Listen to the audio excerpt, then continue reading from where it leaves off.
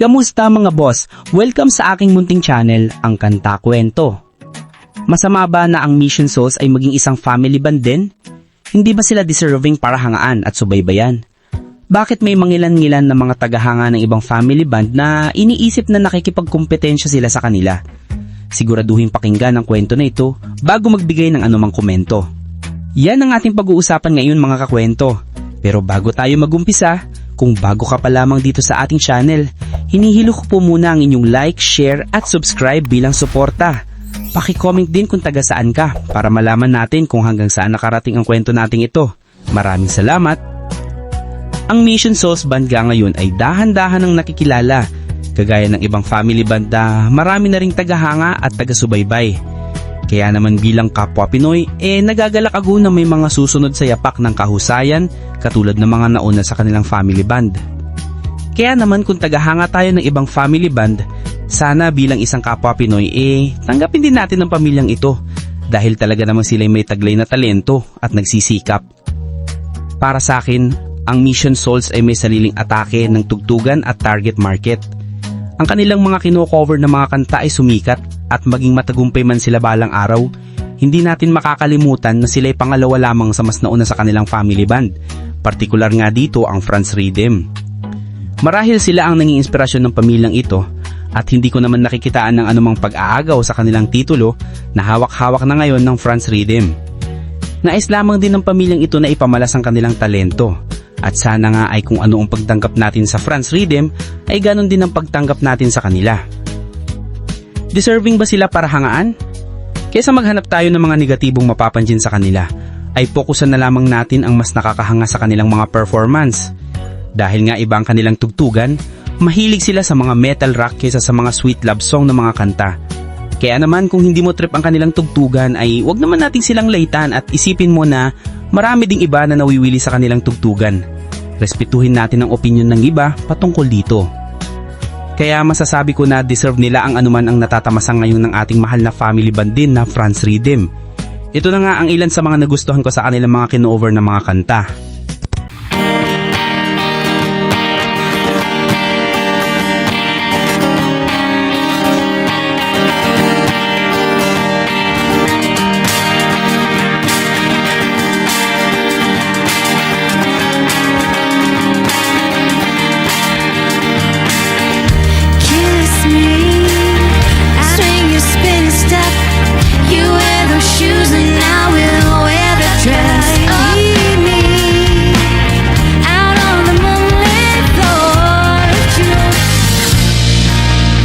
Kiss me.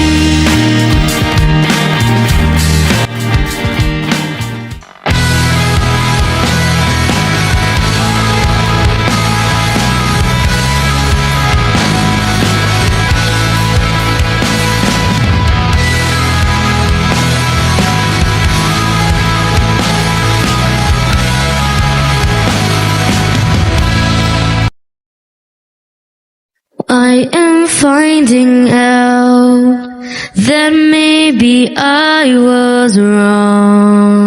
Stay with me. This is what I need, please.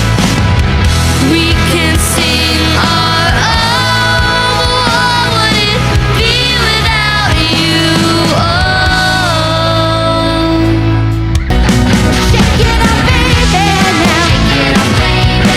Twist and shout, come on, come on, come on.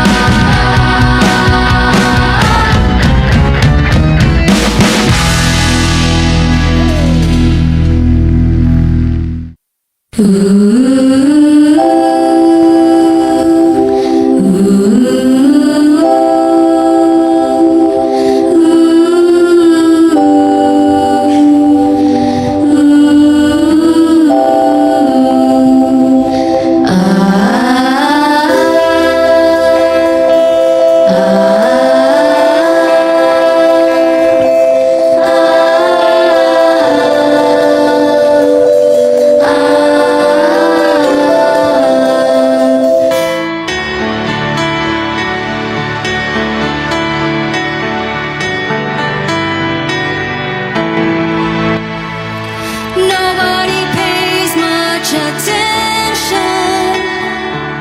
They misuse their time. A secret to tell.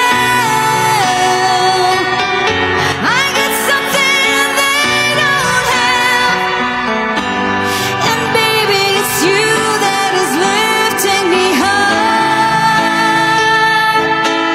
So that you put me through. You're more than a friend, so love me again. O, 'di ba? Wow! Sadyang mahusay din talaga sila ngayon. Bakit may mga tagahanga ng France Rhythm ang parang nag-iisip na nakikipagkumpetensya sila sa France Rhythm? Hanggang umabot nga sa pagsasagutan sa mga comment section. Naiintindihan ko mga kakwento na hinahangaan niya ng lubos ang France Rhythm dahil talaga namang masasabi ko na sila ang ama ng mga family band na mas magsusulputan pa sa hinaharap. At kahit ako ay hindi na mawawala yon dahil silang nauna. Ngunit wala sanang parang selos na kaisipan kung may mga ibang tao na humahanga rin sa ibang family band na darating, gaya nga ng Mission Souls Band. Dahil naniniwala ako na hindi masaya ang France Rhythm na makita na ang mga fans nila ay nakikipagtalo patungkol dito. Bagkus, dapat maging masaya tayo dahil may ibang family band din na nagsisikap ngayon upang makamit ang respeto gaya ng binibigay natin ngayon sa France Rhythm. Parang ganito lang yan, kagaya ng McDonald's at Jollibee. May mga nasasarapan sa McDonald's at may mga nasasarapan din naman sa Jollibee. Kaya na kung sasabihin nating hindi masarap sa McDo, ay masasaktan ang mga nasasarapan dito. At gaano din pag sinabing hindi masarap sa Jollibee. Maaaring masaktan ang mga taong nasasarapan dito. Hindi maiiwasan minsan ang pagkukumpara pero wag nang darating sa punto na sinisiraan na natin ang ating kapwa na alam naman natin na kagaya ng McDonald's at Jollibee ay talaga naman parehas itong masarap. Parang gaano din sa pakikinig natin sa dalawang family band na ito. Parehas mahusay, parehas talentado, kaya parehas dapat silang mahalin at respetuhin ang kapwa nilang mga tagahanga. Huwag nating hayaan na tayong mga tagahanga pa ang makasira para sa ating hinahanga ang mga talento. Naniniwala ako na hindi pa man sila kalaganap o sikat sa mga oras na ito, ay darating ang oras na mas makikilala pa silang parehas at makapagsama pa sa isang entablado. Kayo ba kakwento? Gusto nyo rin ba na magkakolab ang mga family band na ito? Sa future, pag-usapan natin yan sa comment section sa ibaba. At kung may mga nais tayong pagkwentuhan natin, ay comment nyo na rin at isabay ang like, share at subscribe bilang suporta. Sabay comment mo na din kung taga saan ka para malaman natin kung hanggang saan nakaabot ang kwento nating ito. Maraming salamat! At sana mga kakwento ay mag-join kayo sa ating membership. Ito'y 25 pesos lamang upang ma-access nyo ang ating mga special emoji para sa comment section at mga early access sa ating mga content at marami pang iba. Salamat na agad mga kakwento. Salamat sa pagsama sa akin hanggang dito sa dulo ng ating kwento. Muli, ito ang Kanta Kwento na nagsasabing, mabuhay ang talentong Pilipino.